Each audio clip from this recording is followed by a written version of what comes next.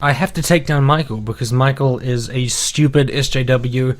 He's a piece of crap. I have to destroy him because that is my purpose in life, to take down Michael. It was a sick video because the entire purpose and point of his video was to point out how anyone who has a different chromosomal makeup than XX or XY is wrong. There's something wrong with them. They're hideous freaks. Just from a humanistic perspective, it's like these people do exist. They are alive. We want to try to make life as good for as many people as we possibly can. If you have any relations or any friends or anybody that you know who are disabled or have any kind of condition, we want to try to fucking help them.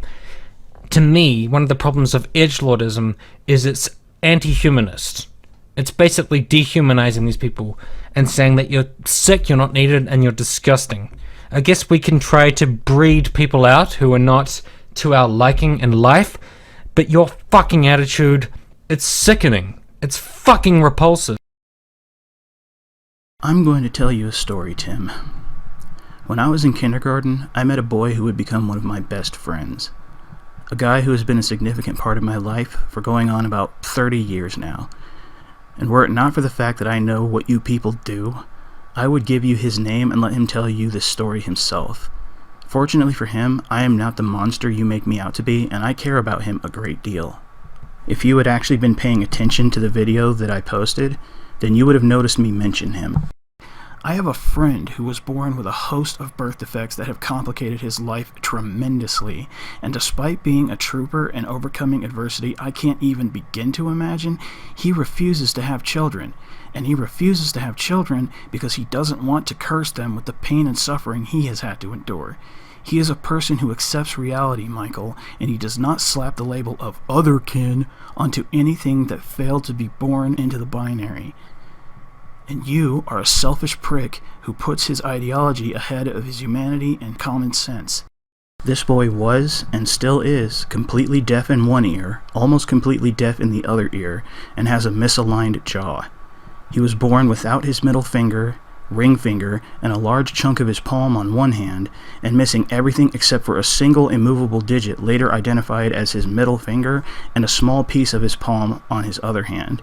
He was born with legs that were so twisted and misshapen that they had to be amputated minutes after the delivery. His entire life has been spent either in a wheelchair or on 2 prosthetic legs and with a helmet. And we grew up in the 80s and the early 90s, so they weren't nearly as sophisticated as they are now. He grew up in a family of other deaf people and was taught alongside other deaf children, all of whom struggled to understand him because his disfigured hands made it almost impossible to understand his sign language. His life has been a grueling, trying ordeal. Do you feel bad for him? Yeah, well, don't. Because in spite of all of this, he's been featured in local newspapers many times over. He practiced martial arts. He played football all the way up through college.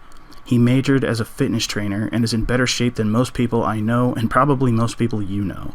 Despite having a grand total of 4 fingers on both hands, for a good long while, he could actually type faster than me or anyone else in our class. We actually both worked in a call center as tech support together.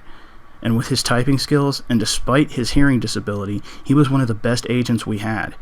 He now owns his own home, and he landscaped his own backyard. Do you feel like a jackass for pitying him now? Good. And you should also feel like a jackass for patronizing him in your own head, like I know you are doing right now. Because growing up so close to this guy from such a young age let me see past his disabilities for better or worse, and see him only as a friend. He was learning karate, so we would play fight on the playground, and I wouldn't take it easy on him. I once swept his prosthetic legs right out from under him, and I got in major trouble for it. Little did the concerned teachers know that we were both laughing about it, and that he spent the next class passing notes to me about how he was going to kick my ass for that next recess. Right before middle school started, he started having massive migraine headaches due to another birth defect in his brain. He and his mother had to move to another state, to a lower altitude, to save his life. It was one of the worst heartbreaks I ever suffered in my life. My best friend was being taken away from me right before I was about to take another major step in growing up, and I would face middle school and high school without him. And even though I wouldn't miss the stares we got everywhere we went, it wasn't worth losing my best friend. But I never cut contact with him. Over the years, we still exchanged correspondence, but this was in the days of AOL's infancy, and long before MySpace or Facebook, long before email was a common household form of communication. So I would spend weeks waiting for his letters, and he would do the same.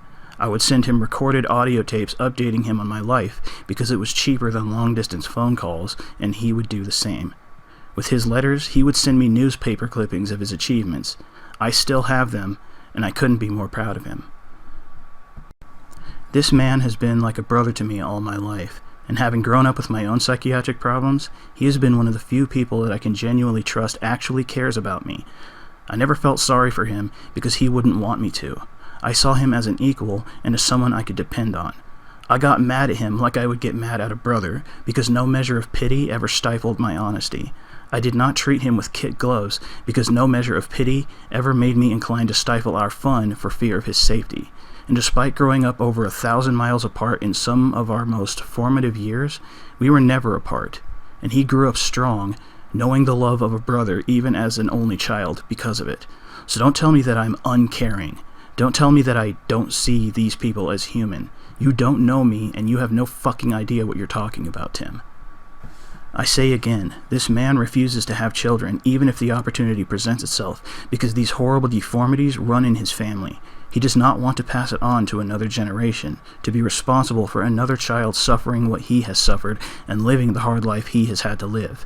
Because despite how positive he has been about it, what an inspiration he has been to other people, he only ever wanted to be normal and wouldn't wish his struggle on anyone. So before you open your big fucking mouth again about how I'm oppressing them or how I hate you because you're an SJW, I want you to remember the story I just told you. I do not have to take Michael down because he's a stupid SJW.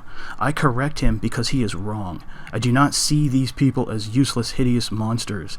I see them as people who suffer medical conditions that can only be properly treated when they are properly understood, and not when you give them a candy-coated special snowflake veneer and try to make them out to be something that they are not. I do not want to see them exterminated, because unlike you or your fuck buddy Michael, I actually have cared for people like this, so much that it deeply wounded me to lose them from my life. I'm sick? No, you social justice ass clowns are the ones who are sick. You are willing to sweep reality under the rug in order to preserve your narrative. You're willing to put people like this in medical danger because you prefer to see them as unicorns rather than humans.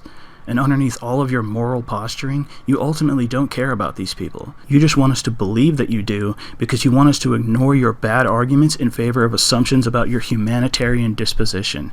You are fucking scumbags, and you do not deserve respect, nor do you deserve the benefit of the doubt.